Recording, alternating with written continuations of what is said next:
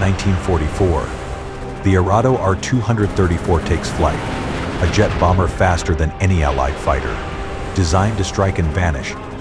It was Hitler's last gamble in the skies, but could it have changed history, or was it already too late? Imagine a machine so advanced it could outrun anything in the sky, the Arado Ar 234. The world's first operational jet-powered reconnaissance and bomber plane.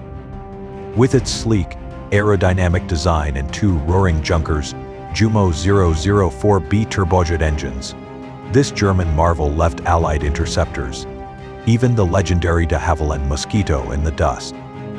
Known as the Blitz, it streaked across Europe at speeds no one could match. But here's the mystery: what if it had arrived sooner? Could it have rewritten history? In its rare missions with KG-76 tasked with blasting the Ludendorff Bridge, the Rhine's last lifeline, it hinted at a potential that still captivates historians today. Only one survives, a relic of a revolution that almost was. Want to uncover its untold story? Stick with us as we dive deeper into this sky-shaking legend.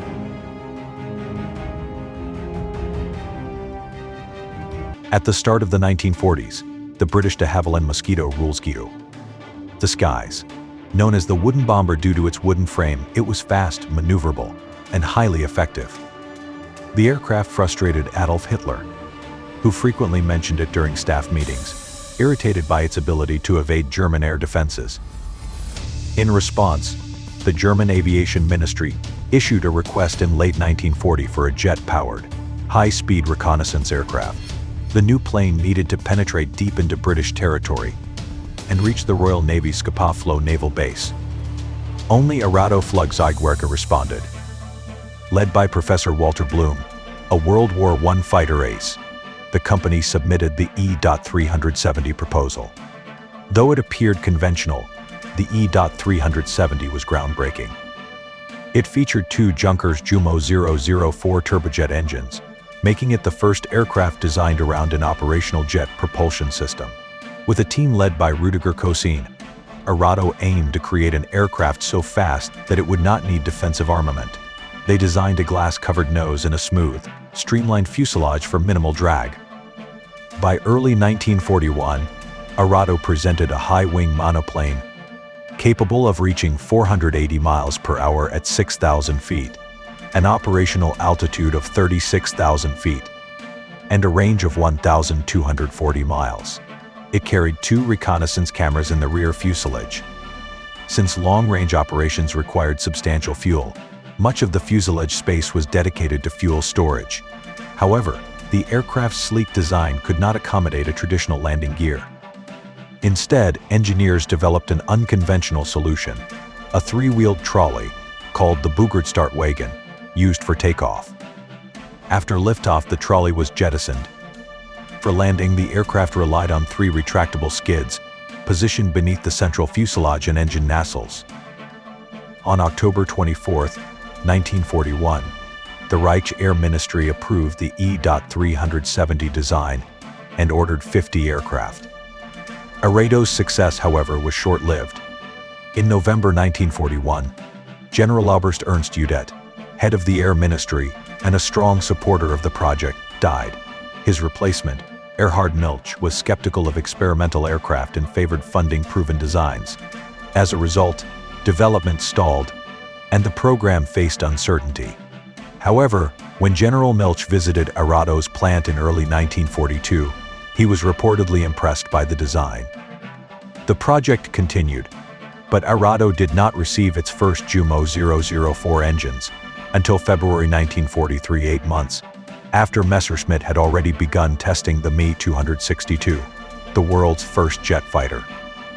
Due to supply shortages, the Me-262 program was prioritized over the R-234. Both Bamling Junkers struggled to meet the Luftwaffe's demand for jet engines. The first R-234 prototype made its maiden flight on June 15, 1943, at Rhein Airfield, Arado's test facility. When the engines finally arrived, they were unreliable. Arado had to wait until July 1943 to receive Jumo 004 engines fit for operational testing. By September 1943, 4 prototypes were undergoing flight evaluations, and the program showed great promise. However, disaster struck on October 2, 1943, when the Arado Ar 234 V2 crashed, killing FLYTOP. The accident was caused by engine and instrumentation failure, setting the program back once again. Despite these difficulties, on August 2, 1944, the Ar 234 V7 prototype made history as the world's first jet-powered reconnaissance aircraft. Piloted by Lieutenant Erich Sommer, it flew over Normandy, capturing reconnaissance images every 11 seconds using its ARB 50/30 cameras. Encouraged by the success of its reconnaissance missions, the Luftwaffe approved a bomber variant, designated Arado Ar 234B. By late 1944, over 200 units had been delivered to the Luftwaffe, making it one of the first operational jet bombers. Throughout its production, Arado developed 5 different versions of the Blitz. However, by the end of World War II, only 19 units of the D series were completed. The advanced C series barely made it to production, while the 2-seat P series, designed for enhanced radar capabilities, never entered full-scale manufacturing. As part of Operation Lumberjack, the 9th Armored Division of the United States Army pushed toward the west bank of the Rhine River. By then, most buildings north of the shore had been reduced to rubble due to American attacks. To prevent Allied forces from advancing, German troops had destroyed almost every bridge in the region. However, the Ludendorff Bridge, a crucial railroad crossing, was still standing. It had been wired with explosives, but many had failed to detonate. American soldiers quickly moved in to remove the remaining charges by hand. On March 7, 1945, the U.S. Army captured the bridge, securing a key foothold over the Rhine River. However, the Germans were determined to destroy it. The Luftwaffe ordered KG-76, the only unit equipped with the Ar 234, to carry out bombing raids. KG-76 pilots had begun training with the Ar 234 in fall 1944 at Berg bei Magdeburg. The aircraft saw its first combat mission in December 1944. During the Battle of the Bulge, Germany's last major offensive on the Western Front. Following the Ludendorff Bridge's capture, the Ar 234s launched bombing raids, until 10 days later, the bridge finally collapsed, killing 28 American engineers. However, this was not a complete victory for the Germans. By the time the bridge fell, U.S. engineers had already built a pontoon bridge, ensuring that the Allies maintained their Rhine crossing. The Ar 234 unit continued flying missions over Berlin in April 1945, but as the war neared its final days, most surviving aircraft were either destroyed or relocated to remote airfields to avoid capture.